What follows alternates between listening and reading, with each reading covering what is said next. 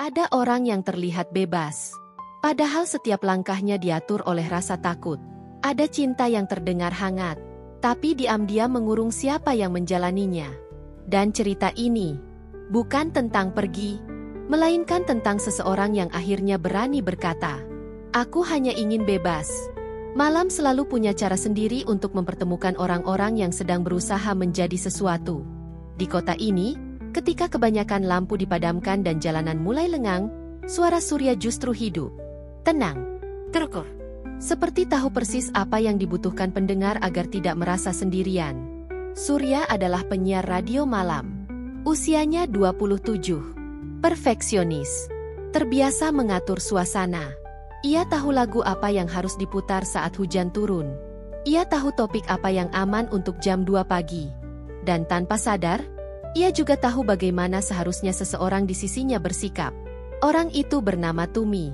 Tumi berusia 24. Penulis lagu indie yang dulu menulis karena ingin, lalu perlahan menulis karena perlu.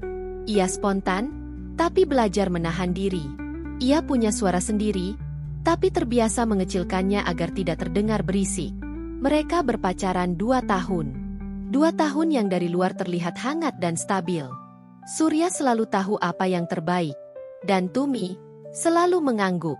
Di studio radio, Tumi sering duduk di sudut ruangan, mendengarkan Surya siaran, menyaksikan bagaimana suara lelaki itu mengisi ruang-ruang kosong orang lain. Dan di sana, Tumi belajar diam.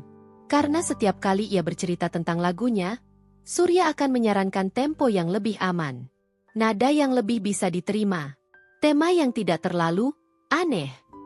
Tumi menuruti semuanya, bukan karena setuju, tapi karena takut kehilangan. Sampai suatu malam, di perjalanan pulang, Tumi mendengar lagu yang familiar di radio. Bukan lagunya, bukan lagu yang mereka dengarkan bersama. Itu lagu favorit Surya. Lagu yang selalu diputar ketika Surya ingin merasa nyaman. Dan saat itu, ada sesuatu yang runtuh perlahan di dada Tumi. Ia sadar, selama ini yang diperdengarkan Surya ke dunia bukan cerita mereka, melainkan cerita Surya sendiri. Dan dirinya hanya menjadi hiasan di sela-sela percakapan. Sejak malam itu, Tumi berhenti datang ke studio. Tidak ada pertengkaran. Tidak ada penjelasan panjang. Hanya jarak yang tumbuh tanpa suara. Hari-hari Tumi kembali sunyi.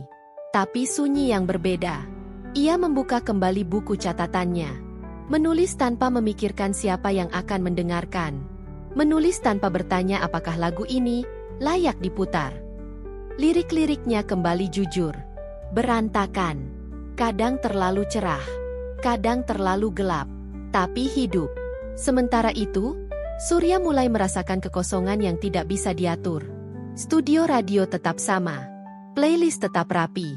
Pendengar tetap setia. Tapi ada sesuatu yang hilang. Surya menyadari, ia rindu Tumi. Bukan Tumi yang tenang dan menurut, tapi Tumi yang dulu berdebat soal nada. Tumi yang tertawa saat lagunya dianggap aneh. Tumi yang suaranya tidak selalu cocok dengan suasana. Pelan-pelan, Surya mengerti satu hal yang tidak pernah ia siarkan di udara. Ia jatuh cinta pada versi Tumi yang ia bentuk sendiri. Bukan pada Tumi yang sebenarnya. Kesadaran itu datang terlambat, tapi tidak sia-sia. Suatu malam, Surya melihat pengumuman kecil tentang gig musik indie di sebuah kafe sempit. Nama Tumi ada di sana, tanpa embel-embel, tanpa catatan tambahan. Surya datang sebagai penonton biasa, tidak membawa daftar lagu, tidak membawa rencana. Ia duduk di barisan belakang, diam. Di atas panggung kecil itu, Tumi menyanyi dengan cara yang belum pernah Surya dengar. Suaranya bebas, tidak rapi, tidak berusaha menyenangkan siapapun. Lagu terakhirnya tentang terbang, tentang berhenti menyesuaikan diri, tentang memilih menjadi utuh meski sendirian. Dan untuk pertama kalinya, Surya tidak ingin mengubah apapun. Keesokan malamnya, di jam siarannya, Surya melakukan sesuatu yang jarang ia lakukan. Ia memutar lagu Tumi, tanpa pengantar panjang, tanpa analisis. Hanya pengakuan jujur bahwa ada suara yang selama ini ia abaikan. Dan ia sedang belajar mendengarkan. Beberapa minggu kemudian, mereka kembali bertemu. Tidak dengan skrip lama. Tidak dengan peran yang sama. Hubungan mereka tidak menjadi sempurna, tapi menjadi setara. Dan di kota yang sama, di malam-malam yang masih panjang, Surya tetap siaran. Tumi tetap menulis. Kali ini, bukan untuk saling mengatur, melainkan untuk saling memberi ruang. Karena cinta, pada akhirnya, bukan tentang suara siapa yang paling terdengar, melainkan tentang siapa yang mau benar-benar mendengarkan.